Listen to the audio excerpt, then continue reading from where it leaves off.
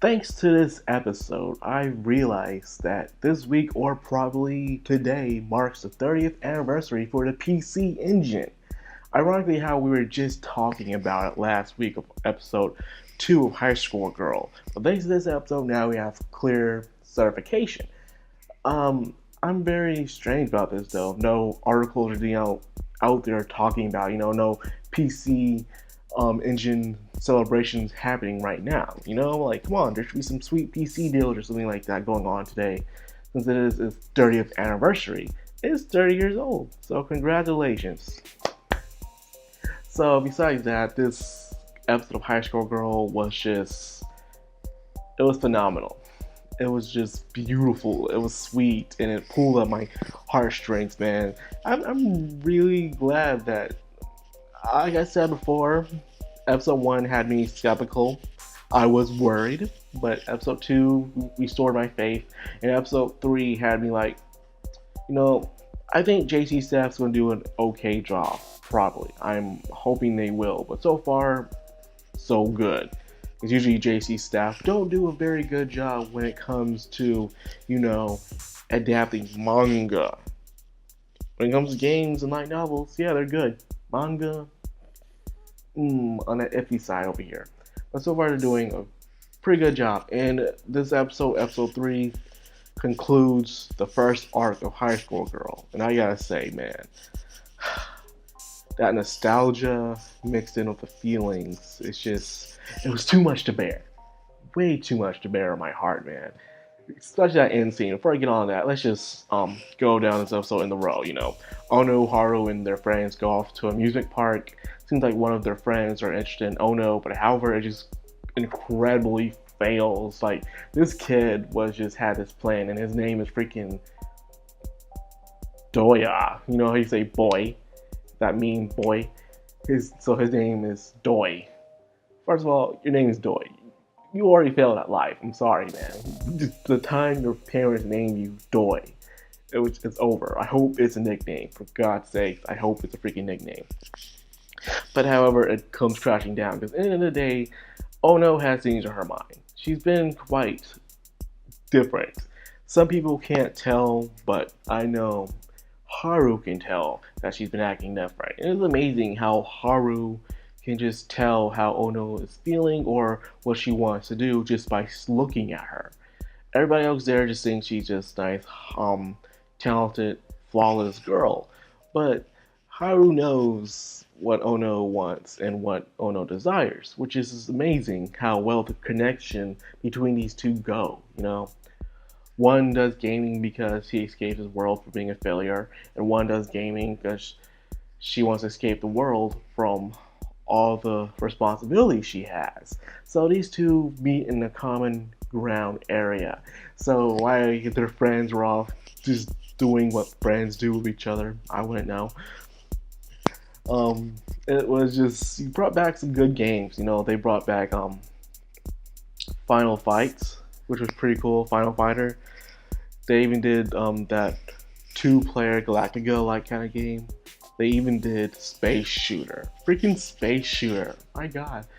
Like, I remember going to Fun playing Space Shooter, and I also remember the last shooting game I played at an arcade game, because this was before first-person shooters were actually on consoles. See, first-person shooters been out for a while, during the days of the second Doom and Wolfenstein and stuff like that. It was just it was like a 2D, 3D, well, I couldn't say 2D, 3D, but it was first person. But it was different from what it is now, the easier camera movement, the aiming, all that stuff. It completely changed throughout the years. And in the arcades, you would probably team have up to 2 players. I even seen one that goes up to 4 players sometimes. I think that was a Terminator one. But then you had to hit the gas, like hit the pedal on the bottom to continue and shoot around. It was a really, really fun game to play. Even when I do go to Fun, when I do get the chance to, older the games, I usually go straight forward to playing because they're my favorites. Nothing like just shooting and having people just right beside you. In my opinion, that was the true rise of co-op gameplay in the gaming industry, because It was simple. There was no split screen. You all had the same screen, and you was right beside your player. No controllers, just a gun.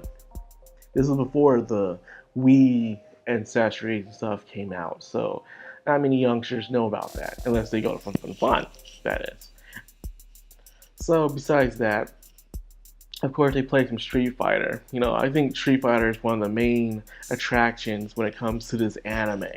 They really love their Street Fighter here because it is a Japanese hit title, bigger than Tekken, bigger than Mortal Kombat over here. I know in America, we're big on Mortal Kombat, but over there, they're really big on Street Fighter and a lot of Capcom games, stuff like that. So, having that said, we get to the end part where we find out that Ono has to leave, go to America.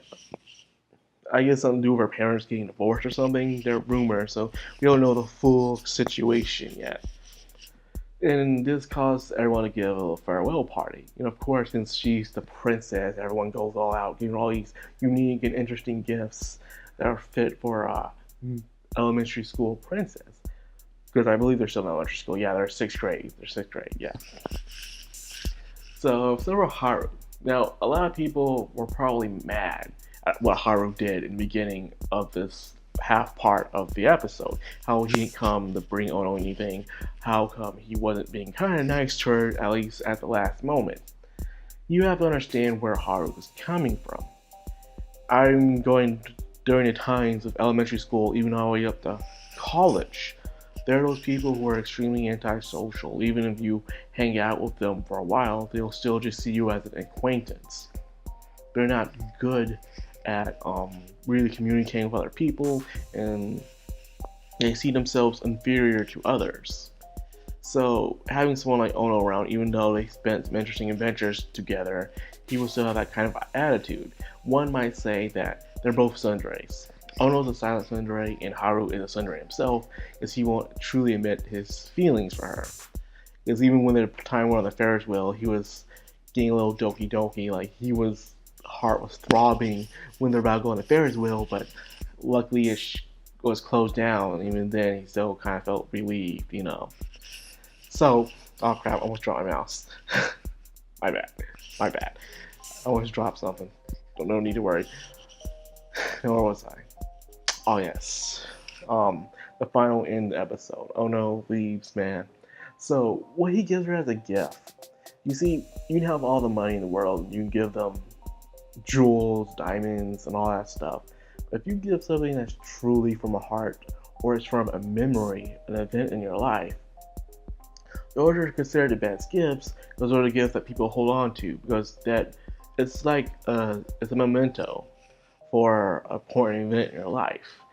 And of course, the ring they got when we were playing that Crane, we were playing that game, it was a skull ring. He was planning to give it to his mom on Mother's Day.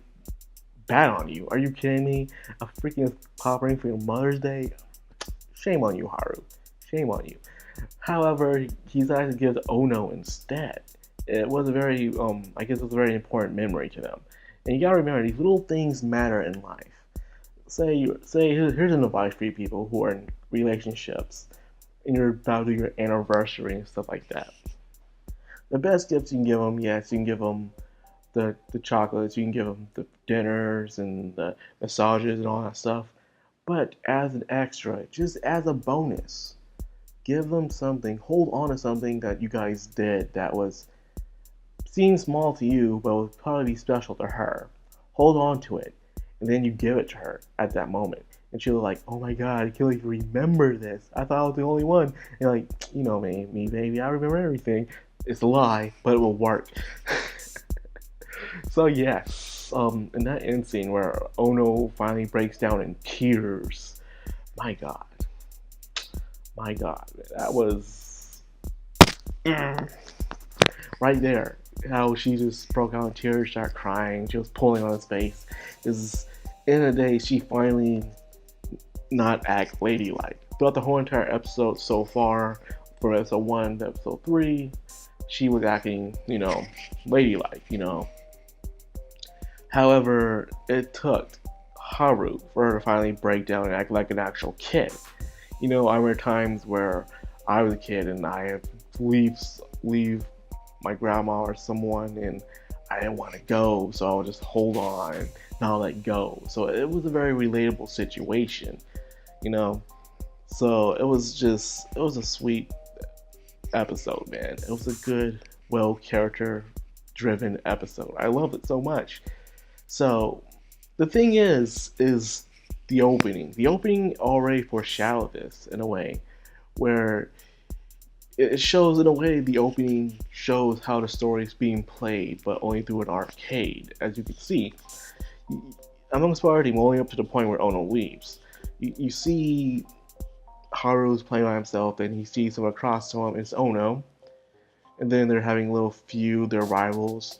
Then when Ono leaves, you see her. She becomes a transparent, like, golden figure, and then Haru looks older, and she's moving around, and he's still following her. So despite her being gone, she's still on his mind, even after she leaves. So if you really want to know hints and pieces of what's going to happen later on in High School Girl, just carefully analyze the opening.